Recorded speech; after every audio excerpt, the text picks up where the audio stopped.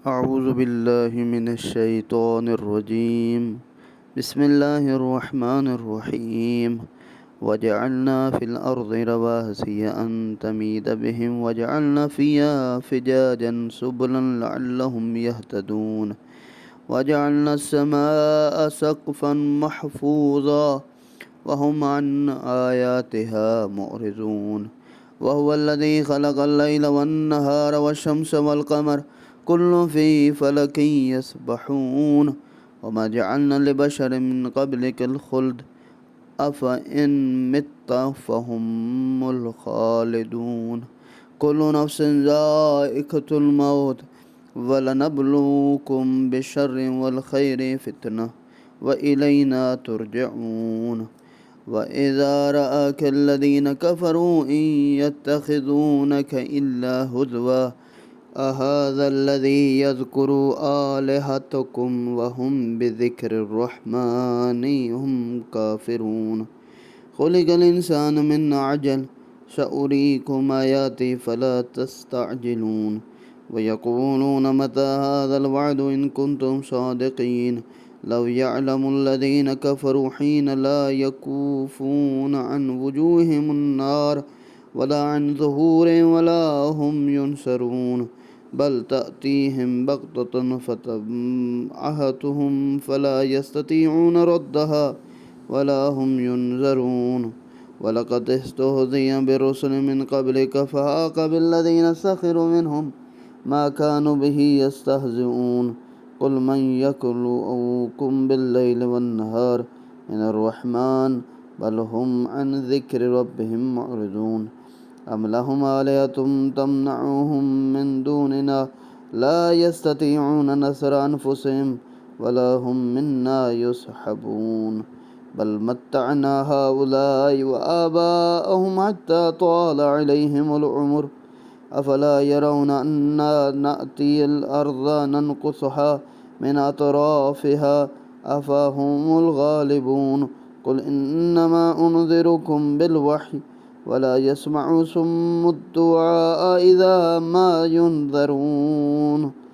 اور ہم نے زمین میں پہاڑ بنا دیے تاکہ وہ لوگوں کو متزلزل نہ کرے، اور ہم نے اس میں کشادہ راستے بنائے کہ لوگ راہ پائیں. ہم نے آسمان کو ایک محفوظ چھت بنا دیا اور اس کے باوجود وہ اس کی نشانیوں سے منہ موڑ لیتے ہیں. اور اسی نے شب و روز، دن و رات، اور آفتاب و ماہتاب، یہ چاند اور ستارے پیدا کی. یہ سب کسی نہ کسی فلک میں تیر رہے ہیں، ایک خاص مدار میں یہ گردش کر رہے ہیں. ہم نے آپ سے پہلے بھی کسی انسان کو حیات جاویدانی نہیں دی، تو کیا اگر آپ انتقال کر جائیں تو یہ لوگ ہمیشہ رہیں گے؟ اللہ نے کہا موت حتمی ہے اے رسول، تم سے پہلے، آپ سے پہلے بھی اور آپ کے بعد بھی سب کے لیے موت ہے، سب نے جانا ہے. ہر نفس نے موت کا ذائقہ چکھنا ہے، اور ہم امتحان کے طور پر برائی اور بھلائی کے ذریعے تمہیں مبتلا کرتے ہیں اور تم پلٹ کر ہماری ہی طرف آؤ گے. نفس ذات کو کہتے ہیں، جیسے ہم کہتے ہیں نا بے نفس نفیس، یعنی بے ذات خود. پھر ذات انسان کے لیے استعمال ہونے لگا کہ اللہ نے یہ نفس انسان کے لیے استعمال کیا. اللہ پھر امتحان لیتا ہے، اچھائی سے بھی برائی سے بھی امتحان لیتا ہے. اچھائی کی توفیق دے کر دیکھنا چاہتے ہیں، اس میں تو غرور اور تکبر تو نہیں پیدا ہو جاتا. اور جب برائی کا مرحلہ آتا ہے، ٹھیک ہے، ذات پروردگار اسے ایک موقع فراہم کرتا ہے کہ جیسے کہ حضرت یوسف علیہ السلام کے سامنے جناب زلیخا آئیں، اور قرآن کہتا ہے کہ اس وقت انہوں نے اللہ کی پناہ مانگی اور اس گناہ میں نہیں پڑے. وہ ذات پروردگار کی طرف سے ایک امتحان تھا، اور حضرت یوسف علیہ السلام کامیاب ہوئے. اور کافر جب بھی آپ کو دیکھتے ہیں تو آپ کا بس استہزاء کرتے ہیں، یعنی مذاق اڑاتے ہیں کہ یہ وہی شخص ہے جو تمہارے معبودوں کو برے الفاظ میں ذکر کرتا ہے، حالانکہ وہ خود رحمان کے ذکر کے منکر ہیں. یہ انبیاء کے ساتھ ہوا ہے، آج بھی مومنین کے ساتھ ہوتا ہے. مذاق اڑایا جاتا ہے کہ یہ کیسا بندہ ہے، یہ نمازی ہے، اس کی داڑھی ہے. یہ مثلا خواتین کے لیے کہا جاتا ہے یہ باحجاب ہے، با پردہ ہے، یہ پہلے یوں تھی اب یوں ہو گئی ہے. کہتے ہیں کہ یہ آج سے نہیں، پہلے بھی ہوتا رہتا ہے. انسان پریشان نہ ہو. انسان جلد پسند خلق ہوا، جلدی کرنے والا ہے. ان قریب میں تمہیں اپنی نشانیاں دکھاؤں گا، پس تم جلد بازی نہ کرو۔ انسان بڑا جلدی میں ہوتا ہے کہ فوراً میں جو کہتا ہوں فوراً بولے، نہیں ہے، وہ ذات کبریا جب چاہے گا انسان کے جو خواہش ہے، جائز خواہش ہے، وہ پوری ہو جائے گی، اور وہ اللہ نشانیاں کے ذریعے سے ہی انسان کو مطمئن کرتا ہے۔ اور وہ کہتے ہیں اگر آپ سچے ہیں تو بتائیں یہ عذاب کا وعدہ کب پورا ہوگا۔ آج بھی لوگ کہتے ہیں، اعتراض کرتے ہیں مسلمانوں کہ بتاؤ قیامت تمہاری کب آنی ہے۔ کاش کفار کو اس وقت کا علم ہو جاتا جب وہ آتش جہنم کو نہ اپنے چہروں سے نہ ہی اپنی پشتوں سے ہٹا سکیں گے، نہ ہی ان کی کوئی مدد کی جائے گی۔ یعنی اللہ نے اس جہنم کی آگ کے اندر جب ڈالنا ہے، وہ چہرہ، پشت، آگے پیچھے ہر طرف سے اس کو انسان کو جلائے گی، بلکہ یہ قیامت کا ہولناک عذاب ان پر اچانک آئے گا تو انہیں بدحواس کر دے گا، پریشان ہو جائے گی، پھر انہیں نہ اسے ہٹانے کی استطاعت ہوگی نہ ہی انہیں مہلت دی جائے گی۔ بے شک آپ سے پہلے بھی رسولوں کا مذاق ہوتا رہا ہے، استہزاء ہوتا رہا ہے، اور اسی طرح یہ جو مذاق اڑانے والے ہیں عذاب ان کو آ کے گھیرے گا جس کا وہ مذاق اڑاتے ہیں، یعنی قیامت کا۔ اور انسان اس وقت جو کافر ہے، مشرک ہے، جو مذاق اڑاتے ہیں قیامت کے دن کا، حساب کے دن کا، پھر اللہ ان کو عذاب میں ڈالے گا، اور وہ کہیں گے اللہ سچ کہتا ہے تھا کہ عذاب ہے۔ کہہ دیجئے رات اور دن میں رحمان سے تمہیں کون بچائے گا، بلکہ یہ لوگ تو اپنے رب کے ذکر سے منہ موڑے ہوئے ہیں۔ کیا ہمارے علاوہ بھی ان کے معبود ہیں جو انہیں بچا رہے ہیں؟ وہ تو خود اپنی مدد کی بھی استطاعت نہیں رکھتے، نہ ہی اپنی طرف سے ان کا ساتھ دیا جائے گا۔ یعنی کہاں ہے وہ پتھر، وہ لکڑیوں کے بنائے ہوئے خدا، وہ جو پیروں کو پوجتے ہیں اور سب کچھ سمجھتے ہیں؟ کچھ بھی نہیں ہوگا، کوئی بھی نہیں بچائے گا، بلکہ ہم تو انہیں اور ان کے آباء کو سامان زیست دیتے رہے، یہاں تک کہ ان پر عرصہ دراز گزر گیا۔ تو کیا یہ لوگ دیکھتے نہیں ہیں کہ ہم عرصہ زمین پر ہر طرف سے تنگ کر رہے ہیں، تو کیا پھر بھی یہ لوگ غالب آنے والے ہیں؟ یہ اللہ نے کہا ہے کہ ہم مشرکوں کی زندگی کو تنگ کرتے جا رہے ہیں، یا بعض کو اتنی ڈھیل دیتے ہیں تو جاؤ جو مرضی کرو پھرو۔ کہا کہ یہ اللہ کی طرف سے ایک امتحان تھا، اللہ چاہتا ہے کہ تم اسی مصیبت میں یا اسی خوش فہمی میں رہو تاکہ عذاب تمہارا دگنا ہو جائے۔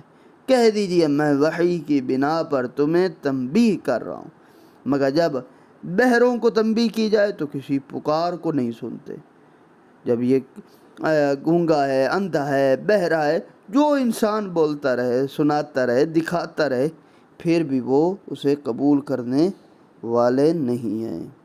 وَلَئِن مَسَّتْهُمْ نَفَحَةٌ مِّنْ عَذَابِ رَبِّكَ لَيَقُولُنَّ يَا وَيْلَنَا إِنَّا كُنَّا ظَالِمِينَ وَنَضَعُ الْمَوَازِينَ الْقِسْطَ لِيَوْمِ الْقِيَامَةِ فَلَا تُظْلَمُ نَفْسٌ شَيْئًا وَإِنْ كَانَ مِثْقَالَ حَبَّةٍ مِّنْ خَرْدَلٍ آتَيْنَا بِهَا وَكَفَى بِنَا حَاسِبِينَ وَلَقَدْ آتَيْنَا مُوسَى وَهَارُونَ الْفُرْقَانَ وَضِيَاءً وَذِكْرًا لِّلْمُتَّقِينَ الَّذِينَ يَخْشَوْنَ رَبَّهُم بِالْغَيْبِ وَهُم مِّنَ السَّاعَةِ مُشْفِقُونَ وَهَٰذَا ذِكْرٌ مُّبَارَكٌ أَنزَلْنَاهُ أَفَأَنتُمْ لَهُ مُنكِرُونَ وَلَقَدْ آتَيْنَا إِبْرَاهِيمَ رُشْدَهُ مِن قَبْلُ وَكُنَّا بِهِ عَامِلِينَ إِذْ قَالَ لِأَبِيهِ وَقَوْمِهِ مَا هَٰذِهِ التَّمَاثِيلُ الَّتِي أَنتُمْ لَهَا عَاكِفُونَ قَالُوا وَجَدْنَا آبَاءَنَا لَهَا عَابِدِينَ قَالَ لَقَدْ كُنتُمْ أَنتُمْ وَآبَاؤُكُمْ فِي ضَلَالٍ مُّبِينٍ قَالُوا أَجِئْتَنَا بِالْحَقِّ أَمْ أَنتَ مِنَ اللاعبین۔ پھر اللہ ارشاد فرما رہا ہے اگر انہیں آپ کے رب کا تھوڑا سا عذاب بھی چھو جائے تو وہ ضرور کہنے لگ جائیں گے ہائے ہماری تباہی، ہم یقیناً ظالم تھے۔ اللہ تھوڑی سی بیماری دیتا ہے، پریشانیاں دیتا ہے، کسی مصیبت میں ڈال دیتا ہے، پھر چیختے چلاتے ہیں۔ اور ہم قیامت کے دن عدل کا ترازو قائم کریں گے، پھر کسی شخص پر ذرہ برابر ظلم نہ ہوگا۔ اگر رائی کے دانے کے برابر بھی کسی نے عمل کیا تو ہم اس کے لیے حاضر کریں گے، حساب کرنے کے لیے ہم ہی کافی ہیں۔ روز قیامت جو ترازو نصب ہوگا اس کی حقیقت ہمارے لیے قابل درک نہیں ہے۔ یہ دنیاوی ترازو کی مانند یقیناً نہیں ہے، بلکہ کوئی ایسی میزان ہے جس سے خود انسان کو اپنے عمل کا وزن، اس کی قیمت معلوم ہو جائے گی۔ بے شک ہم نے موسیٰ اور ہارون کو فرقان، ایک روشنی اور ان متقیوں کے لیے نصیحت عطا کی جو بن دیکھے اپنے رب سے ڈرتے رہے اور قیامت سے بھی خوف کھاتے ہیں۔ یہ قرآن ایک مبارک ذکر ہے جسے ہم نے نازل کیا، کیا تم اس کے بھی منکر ہو؟ بے شک ہم نے ابراہیم کو پہلے ہی سے کامل عقل عطا کی، ہم اس کے حال سے باخبر ہیں۔ اللہ کسی کو اپنی عنایتوں سے بلا استحقاق نہیں نوازتا، کوئی نہ کوئی مستحق ہوتا ہے حکمت کا، انصاف کا، اہلیت رکھتا ہے تب اللہ دیتا ہے۔ جیسا کہ حضرت ابراہیم علیہ السلام کے بارے میں یہ ہے کہ ہم نے ان کا عقل مند بنایا اور ہم جانتے ہیں کہ وہ اس کے مستحق تھے۔